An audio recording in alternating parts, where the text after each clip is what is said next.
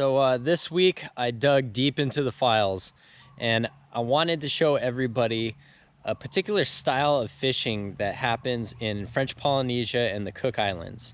And it's a style of chasing mahi mahi in a boat and harpooning them. I haven't seen this happen anywhere else in the world, and the history is pretty interesting. So the name of these boats is the Poti Marara, or the translation is something like the boat that catches flying fish. And these boats were developed in Tahiti in the late 50s, I believe. And they're originally set up with this pulpit for the captain up front with kind of a stick to steer it. And it was designed to go out at nighttime with a spotlight and net flying fish. So the captain is able to look over the bow, and it's highly maneuverable, and he can kind of get on the flying fish and catch them with a net. So the Polynesians, being the ingenuitive, incredible people in the ocean that they are, figured out how to take advantage of a characteristic of mahi mahi that allowed them to harpoon them. So they created these harpoons. It's on a rope that's tethered to the boat, and the captain actually is chasing the mahi mahi down and harpoons it himself from that pulpit up by the bow. And it takes a ton of skill. And they found that when mahi mahi are chased like that, they'll oftentimes stay on the surface until they get tired, and then they just stop instead of swimming down. And that's when they throw the harpoon and get them.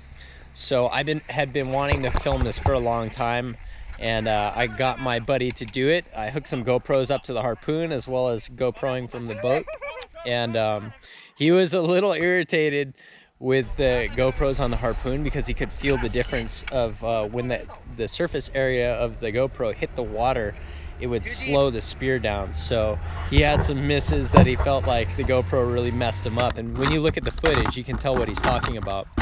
And it took quite a few tries, but we ended up getting some really interesting clips that kind of show the whole process. And just something super amazing. It never ceases to amaze me through all my travels through the South Pacific in these places, like the amount of creativity meshed with a very intimate knowledge of the natural environment around them. They come up with these amazing ways of taking new technology and integrating it with old wisdom. Just an interesting side note, a couple of things. They really like hunting mahi mahi this way when there's wind, so they can spot mahi in the waves. And you would think, it being really rough, it would just be a nightmare to maneuver and be going that fast in the boat when you're all the way up at the bow, but they actually prefer it when it's windy. And another fascinating part of this is we would show up on schools of mahi mahi, and depending on the color of the fish, because they can change their color, my buddy could tell whether there was a marlin in the area or not. So when the mahi mahi apparently gets stressed, they turn a darker color. Sometimes they'll have almost black bands. They'll look like real darker green and gold, and that's when they're apparently stressed out. And he said they're usually stressed out because a marlin has been trying to eat them. And one of the things that happens when they're stressed out like that is that's when they actually tend to swim down. So they'll try to chase them, and those mahi will go down.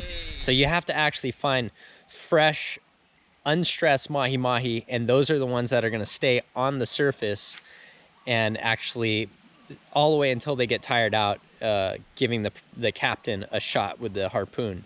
So just interesting side note of just how knowledgeable these people are. I hope you guys enjoy it.